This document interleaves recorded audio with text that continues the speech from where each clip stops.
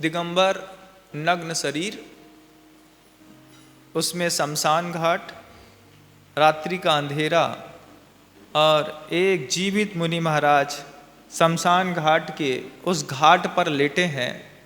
आप सिर्फ कल्पना करिएगा, कल्पना करिए अंदर कैसा माहौल होगा।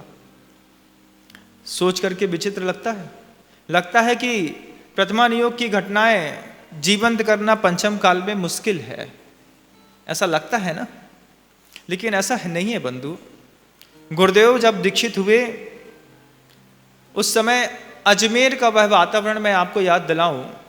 गुरुदेव सोनी जी की नसिया में अपने शीतकाल को निकाल रहे थे। गर्मी का समय था और गर्मी के समय में गुरुदेव अजमेर की नसिया में थे। शुरुआत के 9 वर्ष में जितने भी विद्वान हैं उन्होंने लिखा कि तीर्थंकर जैसी चर्या करने में प्रवीण आचार्य भगवंत गुरुदेव श्री विद्यासागर जी महाराज हर तरफ से सिर्फ एक ही चीज करते हैं, मिथ्या दृष्टि को सम्यक्त की उपलब्धि कराने का उनकी देह मात्र कारण है। ऐसे शब्द जैन गजट में बड़े बड़े विद्वानों ने लिखे। आचार्य सिंह जी जब अजमेर गर्मी में थे तो नसिया से करीब 2 किलोमीटर दूर कोई शमशान घाट है। उस शमशान घाट में गुरुदेव रात के समय चले जाते थे, यही शाम के समय चले गए।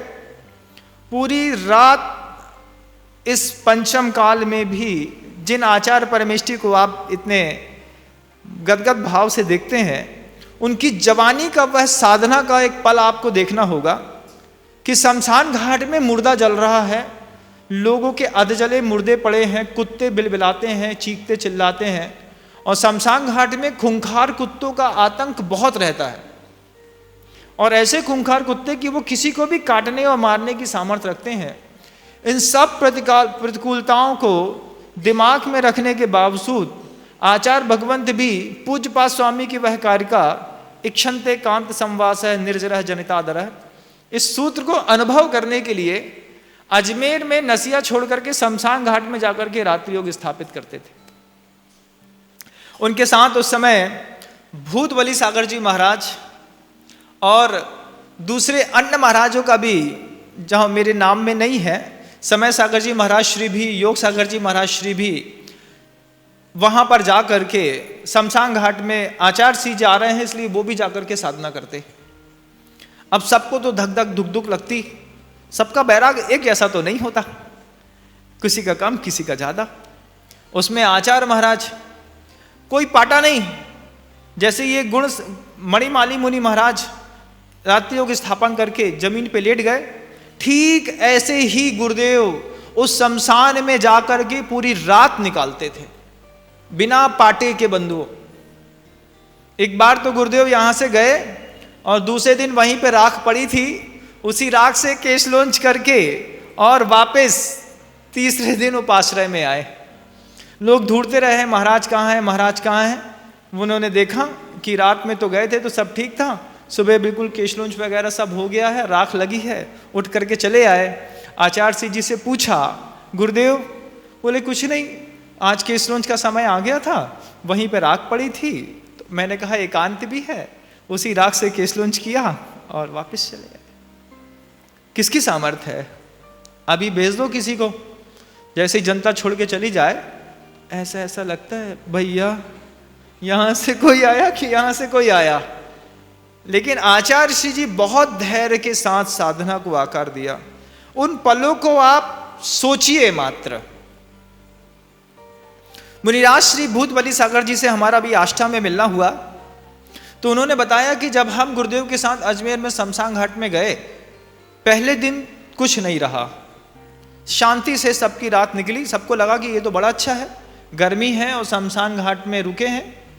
दूसरे दिन जैसे ही गुरुदेव वहाँ पर पहुँचे और अंधेरा हुआ, अंधकार छाया, हम सब थोड़ी थोड़ी दूर पर उस शमशान की धरती पर बैठे थे कि भूत बलि सागर जी महाराज बताते कि धीरे से जैसे दीपक की बत्तियां जलती हैं ना, ऐसी बत्तियां आसमान में जलती हुई हम लोगों की परिक्रमा लगाने लगी।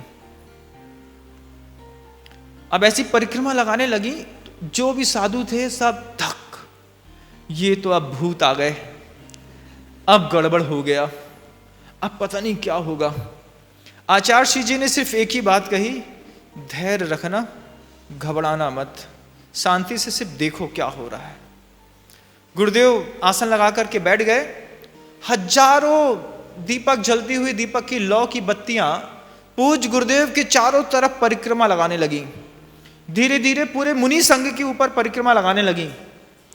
पूरी रात उन बत्तियों की परिक्रमा लगाते लगाते निकल गई।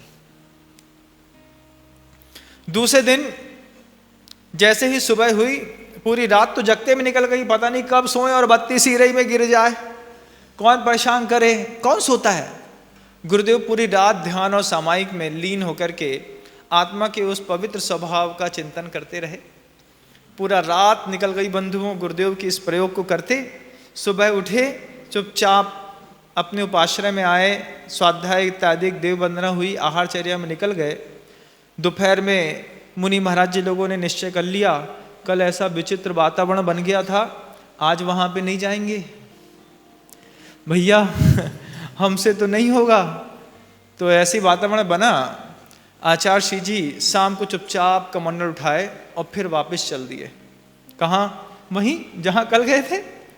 अरे कल तो इतना हो रहा था, आज मत जाइए, आप लोग यहीं रुकिए, कोई मना नहीं है, मैं होकर के आता हूँ।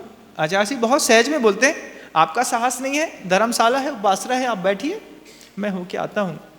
भक्ति कितनी लाजवाब होती है। जैसे ही गुरुदेव ने अपना कदम फिर अजमेर के शमशान घाट में जाने के लिए उठाया, दूसरे मुनि महाराज भी कमंडल उठा के चलते बने। तो एक महाराज जी दूसरे से कहते हैं, क्यों, तुम तो कह रहे थे कि डर लगता है। बोले जब गुरु साथ में है तो काय का डरना भैया, पहला दुख तो वो उठाते, बाद में अपन को मिलने वाला है। आचार्यों की सबसे बड़ी खूबी रही है कि जब भी दुख का समय आया है तो पहला पैर आचार्य परमेष्ठी खुद रखते हैं, और सुख के समय में जैसे मुर्गी अपने चूजों को आगे कर देती है, ठीक ऐसे ही गुरुदेव अपने शिष्यों को आगे कर देते। देखो अभी सुख का समय है तो तुम लोग देख लो, दुख का समय आएगा तो मैं आगे कर लूंगा।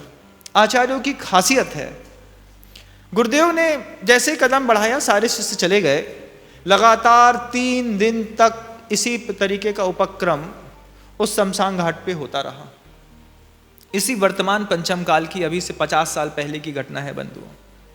और यह जो कथानक मैं आपको सुना रहा हूं वो मणिमाली मुनि महाराज का, ये राजा श्रेणिक के समय का, भगवान महावीर के समोषण के समय की घटना है बंधुओं।